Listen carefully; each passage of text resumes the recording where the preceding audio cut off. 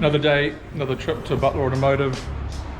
Finally remembered to grab the silicone hose we needed, so boys have just got to thread the pipe. Pretty hard to see up through that hole. The pipe needs to sneak up, there it is, coming back up, and then just need to adapt this onto it. Filters here, in a little bit of rough shape, so we're gonna have to give that a wash at some point.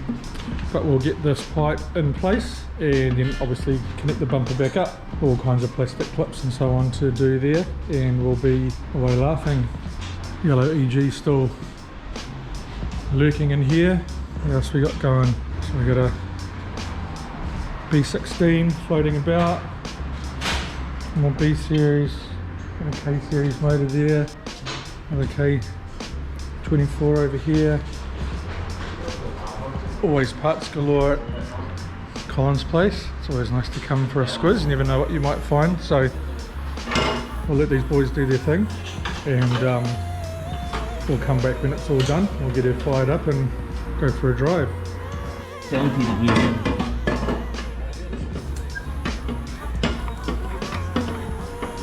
Close? The battery, man! Because everything's shifted here.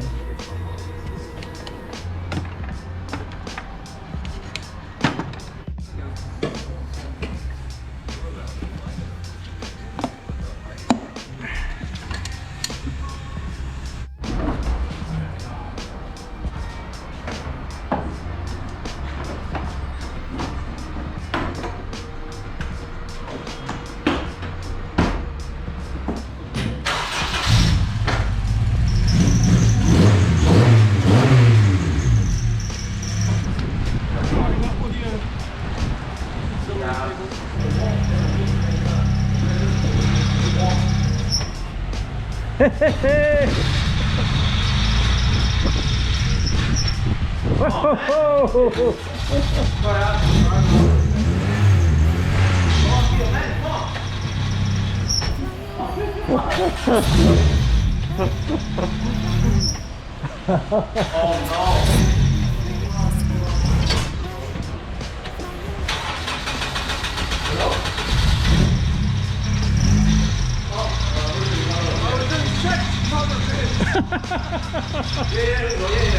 There you go.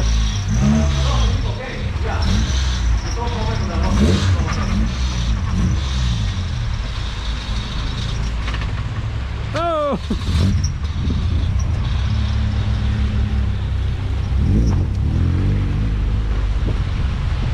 It's Friday, dyno day. Gonna get the old goat out of here. Got the trailer loaded up on the ute, and we're going to take it down to Lin, CDM, down in Tauranga. It's about 2 3/4 hours drive with the car on the back. So yeah, we'll get a loader up and we'll see what happens on the dyno, and we'll take you there.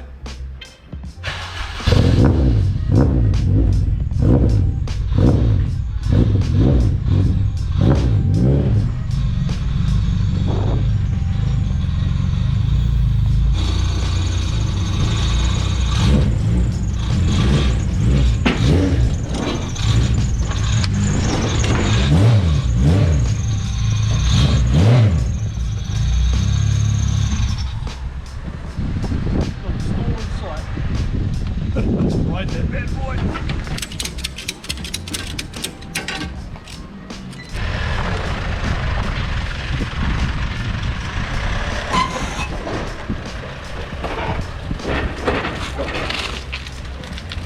Made it down to Tauranga.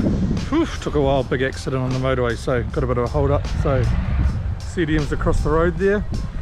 We'll unload in this car park, get it on the dyno. Try and get it done quick before it gets too dark. So yeah, we'll get it unloaded and see what goes down. Right, we've got the car inside. Lynn's just getting it set up on the dyno. Uses the Dynopack hub dynos, which are really popular here in New Zealand. And let's have a little squiz. He's almost completed his dyno room, which is cool. Lynn's been here for quite a few years and always wanted to get a dyno room built, so kind of in the final stages of getting that done, and kind of in the final stages of getting this bolted on. Just needs to get the other hub on and we'll be away laughing. They're in the middle of recladding this building, which is a bit of a nightmare for getting in and out, but it's all good. So we'll get this thing bolted on and warmed up and run it up and see what kind of power it makes or does it make, and we'll kind of follow progress with the tweaking and tuning and have a look at the end result. Do a few steady loads. Oh yeah, just to make sure the fueling is right. Yeah. First snap, So do a full pass, yeah. That's what I normally do. No, that makes sense. So it's all warmed up. He's just going to check the fuel load in a few zones just to make sure it's safe, and then do a first full pass and see where it's at. And so we'll just follow along, try and keep you up with the adjustments that he's making for those of you that kind of haven't seen a tuning process before. You see messing with the fuel and ignition tables and VTEC crossover and bits and pieces like that. If you're interested in tuning, this should be yeah, pretty good insight into what goes on.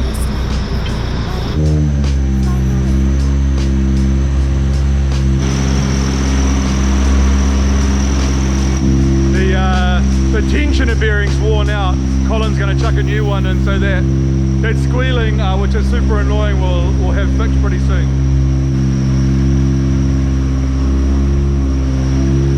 So he's just going up with the fueling to add more fuel in that particular zone, obviously running a little bit lean.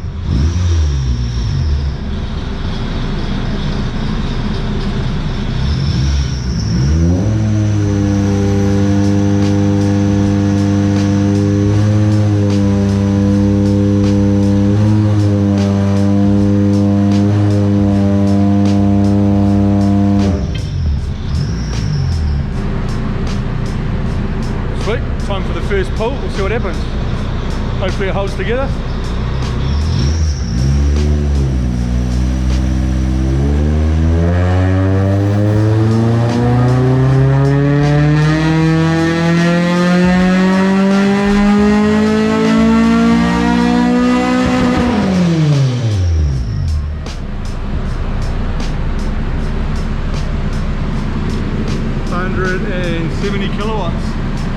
Lumpy, but not bad for a start. Seen worse. So that's the fuel curve plot.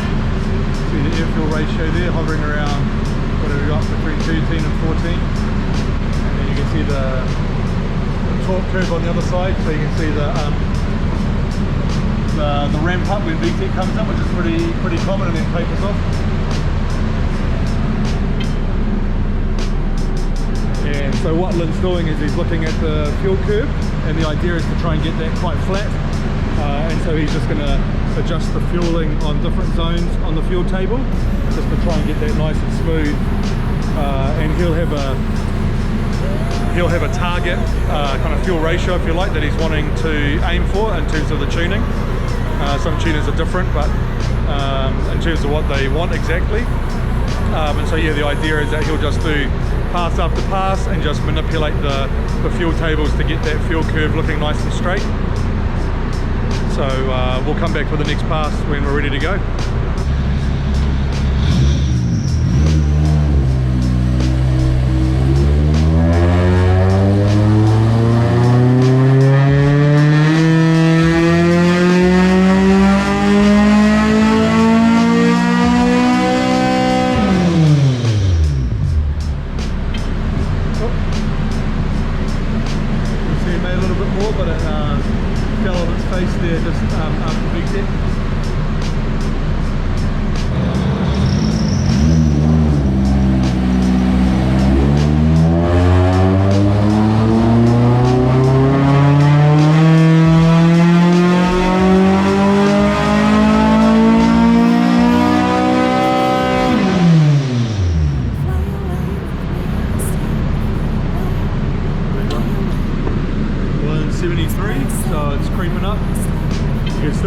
Fall over after VTEC came in, so just a little more adjustment to do there, but the power's creeping up, so whatever he's doing, it's working.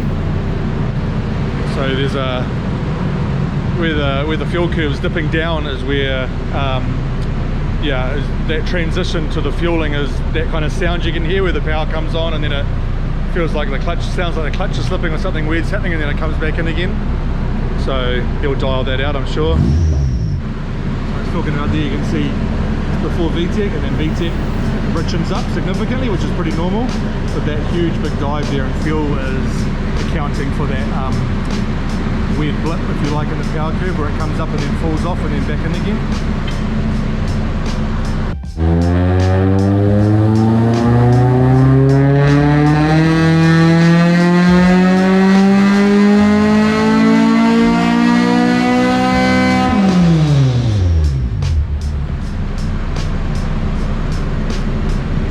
173. You can see, not sure what line that run was, but he's smoothening that transition off slowly but surely. See, the green was the first one, which was super big drop. I think he might be pink, so he's just working his way down to get that transition smooth.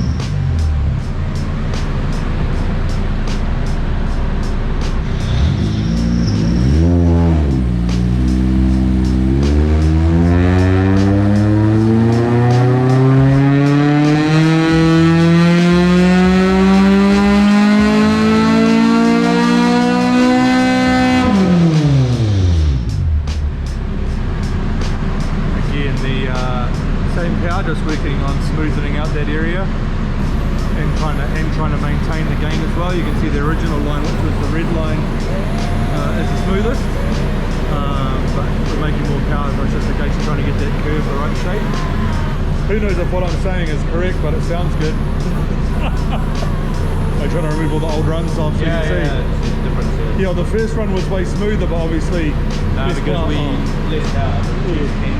Oh, is that what it's yeah. If you didn't catch that little interchange earlier, so Lin played with the cam timing to try and get more power, which we did, which kind of affected some fueling, so now we've got to play with the fueling to compensate for the cam timing, I think.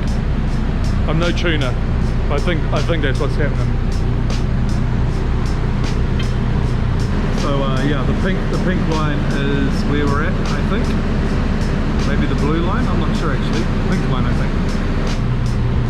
Okay, going for another hit.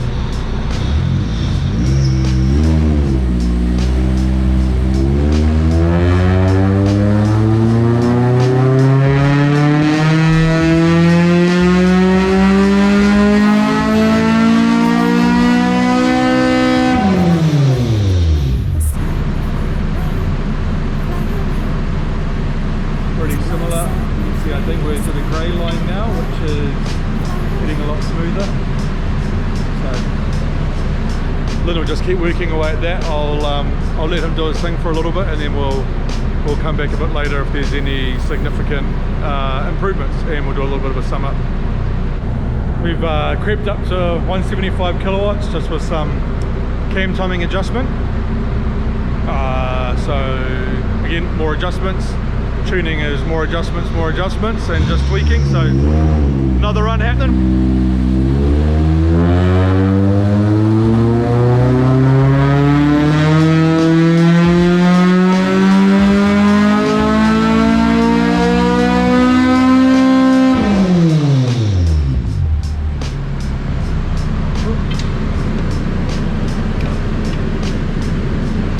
Down a little bit more.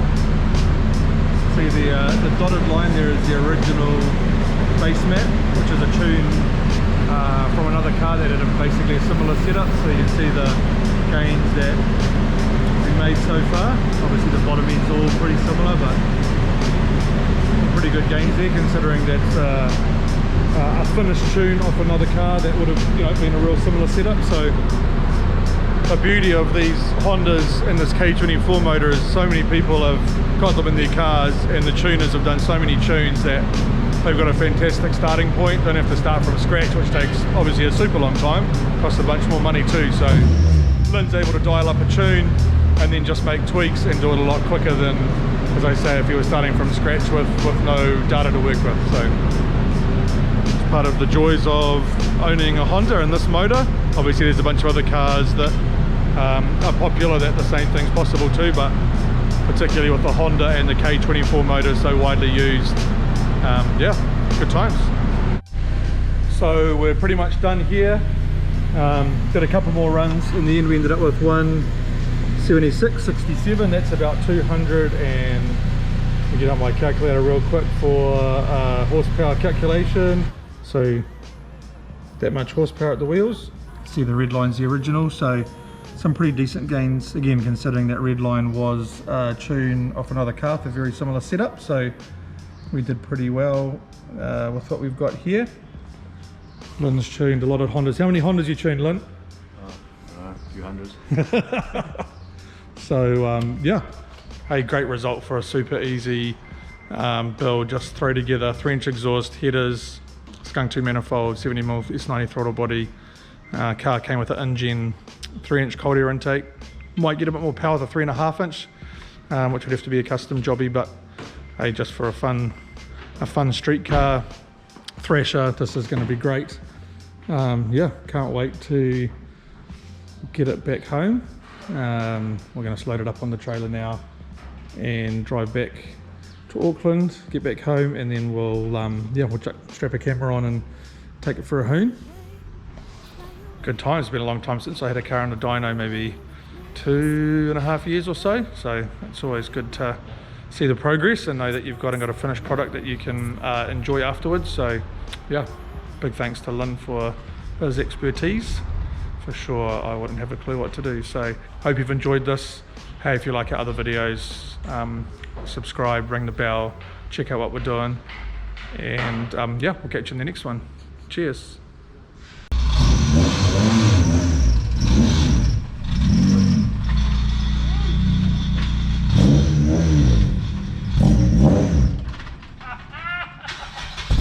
Wow.